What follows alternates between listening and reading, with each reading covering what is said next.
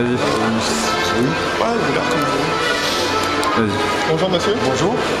Alors qu'est-ce que vous pensez des revendications de la CGT en ce qui concerne la réduction des emplois qui va être La réduction. des emplois? Il nous parle de réduction des emplois. Alors, il faut considérer la situation de la SNCF au regard de son plan national. Donc la ville de Tulle perd, je pense, notamment sur le guichet, un poste.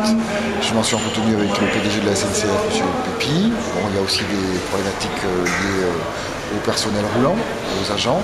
Moi, j'ai fait le maximum pour faire remonter les informations. Ce n'est pas moi qui, malheureusement, suis à la décision.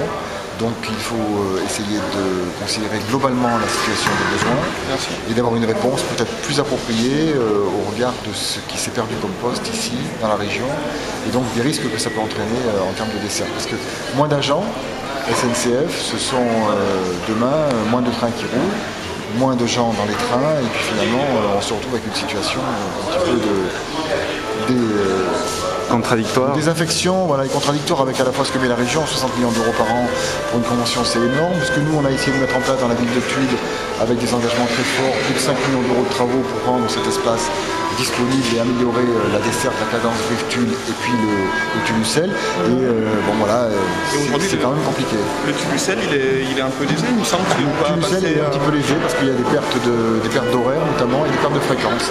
Tout ça parce qu'effectivement il faut aussi, à un moment donné, le PDG de la SNCF le disait et le président de la région le disait aussi. Vous savez, il y a souvent beaucoup de monde aux manifestations, beaucoup de monde qui signe des pétitions, et pas grand monde dans les trains. Alors ça m'interroge beaucoup en tant qu'élu, parce que je me dis qu'à un moment donné, ceux qui signent les pétitions et ceux qui manifestent devraient être dans les trains, les occuper, s'en servir, de telle sorte que peut-être on aurait moins de problèmes. Parce qu'au fur et à mesure qu'on déserte les trains finissent par s'arrêter et ne plus passer devant les gares. Et on aura toujours des gens pour manifester, mais on n'aura pas forcément les trains. Et ça, je le dis aujourd'hui, c'est une réalité. Il y a peut-être plus de croyants que de pratiquants. Et ça, c'est le problème. Mais là, en l'occurrence, le train Ussel-Limoges était quand même... Oui, d'abord, il correspondait. Il y avait du monde. On peut aussi considérer à un certain moment que même s'il n'y a pas énormément de monde dans le train, comme dans une région qui n'est pas très peuplée, il y a un service public lié à une desserte bien particulière qui doit être maintenu coûte que coûte. Parce que même si la fréquentation est faible, elle est quand même vitale pour un certain nombre de personnes qui n'ont pas de voiture, qui n'ont pas d'autres moyens de transport. Si on n'a pas ça à leur offrir, finalement... Quelle solution alors? Est-ce qu'on pourrait mettre en place est-ce que vous pourriez mettre en place peut-être des navettes, des bus ou des... Non, je veux bien qu'on mette des navettes et des bus, mais ça va à l'encontre du développement durable qu'on essaie de mettre en place, de la transition énergétique qu'on essaie de faire. Il y a des voies ferrées. Peut-être qu'il faut améliorer à ce moment-là la technique de transport du train. Un petit wagon avec une petite locomotive, j'en sais rien. Trouver un moyen qui fasse que voilà. Le covoiturage, mais ça on le développe beaucoup avec le Conseil général. Mais c'est un ensemble.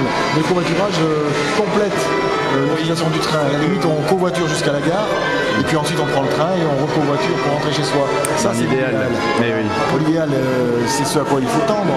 Et en même temps, aujourd'hui, il faut aussi, les agents SNCF ont raison de le rappeler, c'est pas en se faisant des postes qu'on trouvera des solutions. Donc, vous voyez, tout ça est pris en tenaille. Et à un moment donné, l'usager, le contribuable et le revendicateur doit se muer en une seule et même personne, responsable.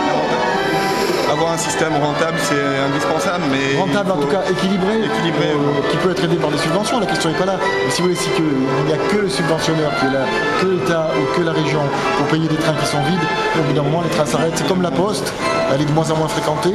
Un jour, on va encore dire qu'il faut fermer des bureaux, et on va dire, mais on ne comprend pas, nous on va à la Poste. Mais non, et tout le monde envoie des mails. Pas à la Poste, et tout le monde envoie des mails. Et peut-être que les mails, c'est pratique. Et peut-être que c'est à ça qu'il faut tendre. Mais à ce moment-là, il faut aussi trouver une autre formule pour les bureaux de poste, peut-être des maisons du service public plus aménagées, police-service, enfin, il faut trouver. C'est à nous de trouver aussi, de travailler, mais avec les autres, pas tout seul, parce que tout seul, ça ne suffira pas. Ça suffira pas. Merci. C'est bien, merci beaucoup.